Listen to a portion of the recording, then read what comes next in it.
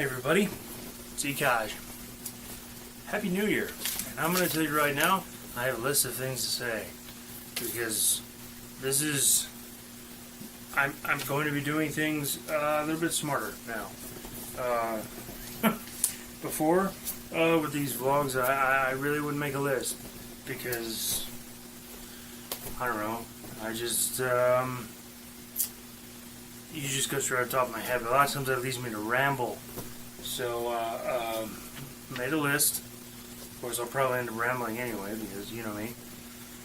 I actually have a timer set up now, so I can actually see how long I've been recording. Not only that, but I have some new equipment. I'm using actually some of my, I'm an amateur photographer. So I have a fair amount of camera equipment and lighting. So I figured, well, I have a new camera that takes HD video. So I figured I would do my vlogs with this instead of my really shitty webcam, and I would use all my, various photography equipment, my studio equipment. Really is what it is, lights and stuff like that, to provide better video quality. So, anyway, cheers to the new year. I know it's a little late. I don't know what, it was a week and a half late. Okay. So, here we are, in the year 2014. Let's see here, that's a year away from, time-traveling DeLoreans, hoverboards,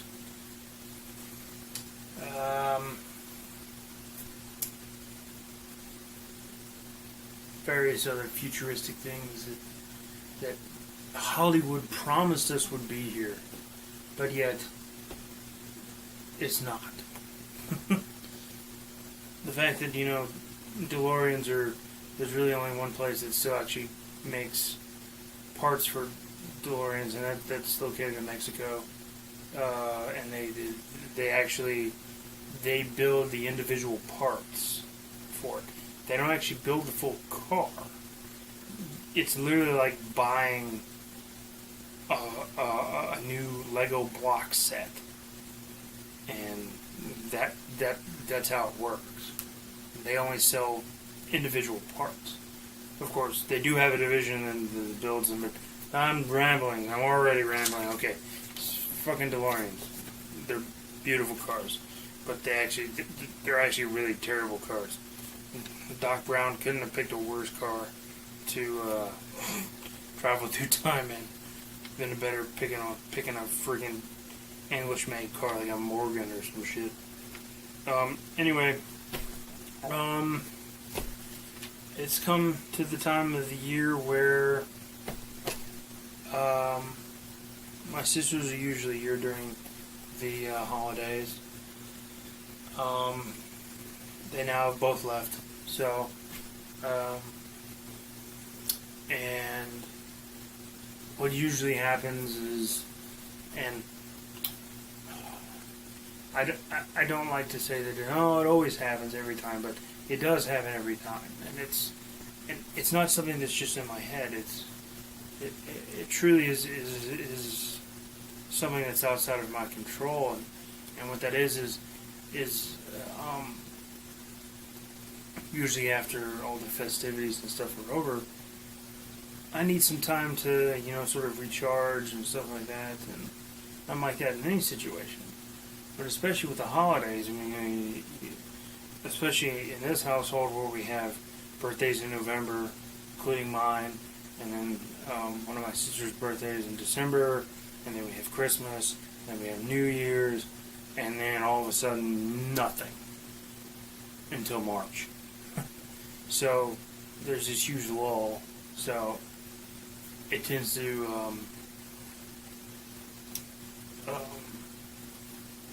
sort of bum me out. So I fall back down into a little deeper depression than usual, but I eventually I come out of that depression. But there's a period of time, and it's just really my brain resetting itself to normal conditions, if you want to call what I have normal. I mean, that's stretch of the word, but anyway, I want to talk about one thing. It's pretty serious. I don't like being too much of a downer. At least I try not to be. I mean, I know sometimes I am a pretty big downer, but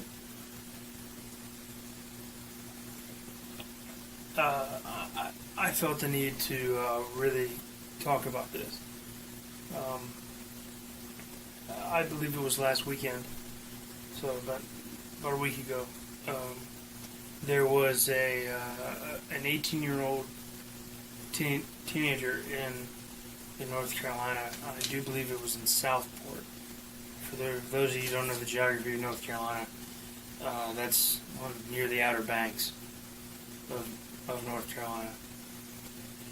And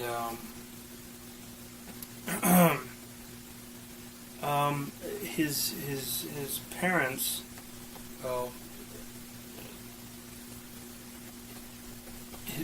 his guardians, because I don't know the exact who was what and whatever, but his guardians, he was a schizophrenic, and he was having an episode,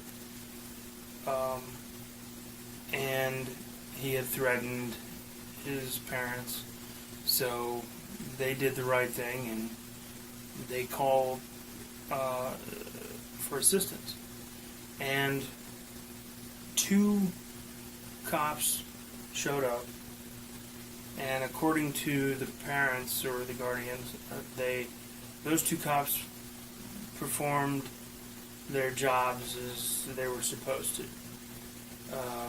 Basically, trying to remove the teenager from possibility of hurting anybody.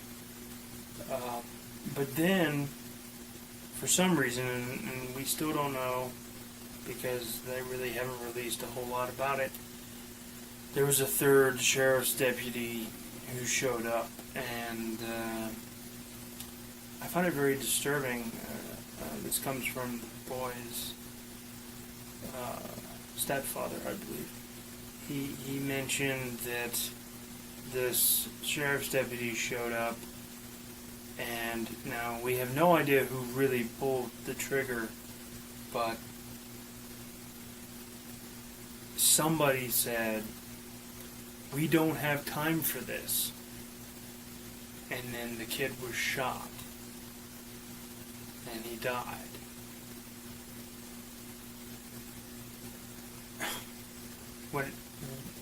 When I was reading the article about the original report of it, when it first came through as breaking news, just hearing the phrase that they're dealing with someone with a mental illness, and somebody responds, an official, an authority figure, somebody who's supposed to help people. That's what cops and the sheriff's department, and that's what they're supposed to do. They're supposed to help people and to keep people safe. And to have somebody say, "We don't have time for this," and then in the situation in such a violently quick manner is appalling.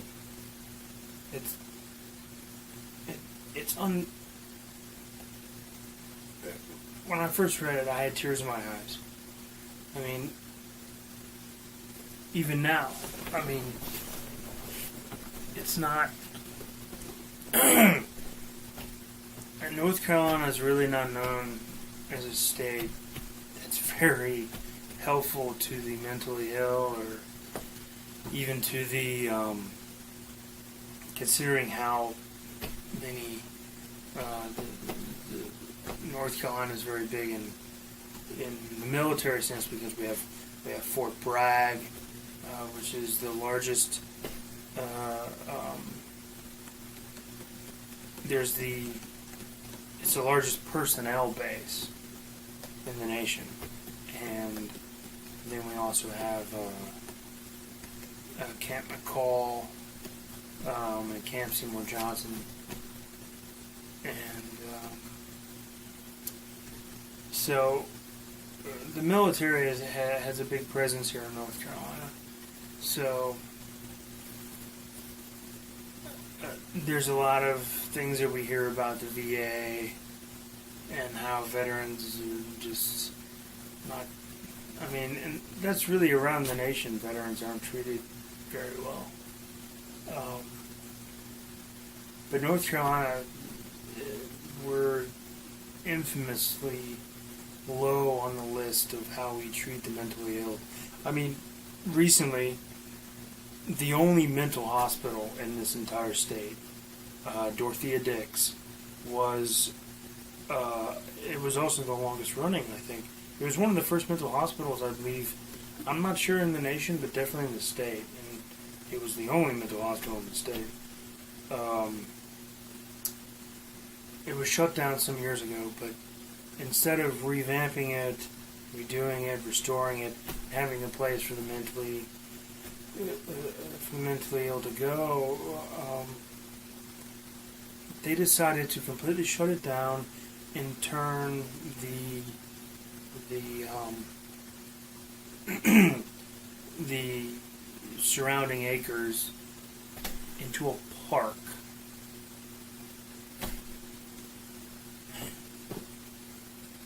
I mean, that's pretty laughable when it comes to, hey, we have a mental facility, but we're not going to use it at all. Because, there isn't already the problem of overcrowding and around the nation in ER rooms and various other establishments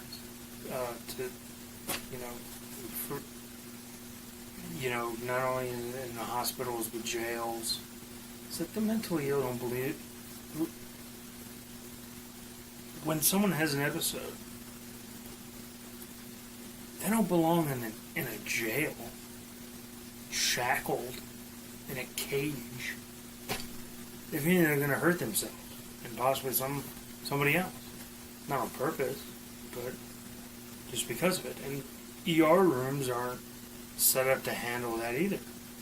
And usually, when they're gone to the ER, they're just knocked out with sedatives and just ignored. I mean, hell, one of the most impressive in the nation in terms of things that come out in medical journals and stuff like that at Duke University Medical Center in Durham, North Carolina.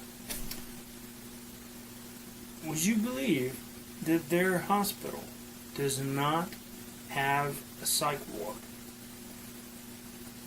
The entire university system, the entire hospital, not a single floor, not even a single area devoted to psychological conditions. And to that, because I've been to Duke before, not for psychological issues, but for physical issues. I mean, when I was there for my physical issue that I had, I wasn't given my psych meds because they didn't have them, which that also blew my mind. Really? An upstanding national hospital, university hospital, that doesn't carry psych meds in its pharmacy? Are you mad? I mean, really, that just blows my mind. Of course, the last time I had contact with that was back in 2009, so maybe things have changed, hopefully for the better. But my timer has clicked over to 15 minutes. which is 5 minutes longer than I originally planned all this. But you know me, I like to rant. So, I'd like to thank you all for watching. And stay tuned for more vlogs coming in the future. Happy 2014.